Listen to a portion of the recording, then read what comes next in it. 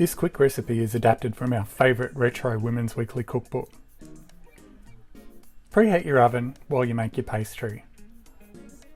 Add the dry ingredients to the bowl, add the butter and cheese and a dash of water.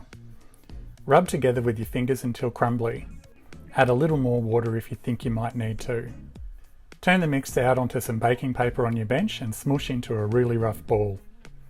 Top with another sheet of paper and roll out into a circle. Make sure it's big enough to fit into your dish. We use a little fry pan. Lift the pastry with the baking paper and press into the pie dish with the back of your fingers. That should stop you from ripping holes in the pastry. Stick the pastry in the fridge while you make the filling. Slice and dice an onion, dice some bacon, and some herbs. We added a spoonful of garlic and some fresh ground pepper. Fry these ingredients off over medium heat in a little olive oil in a fry pan. Cook until the onions are soft and translucent.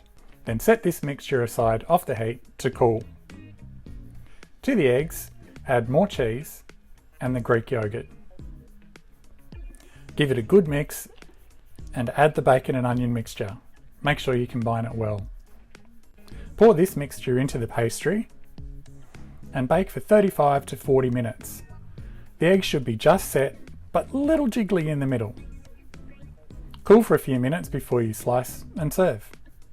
For the full recipe, visit our website, ironsandcraig.com, or check in the description box below. Be sure to give us a like and subscribe for more. Cheers, see you next time.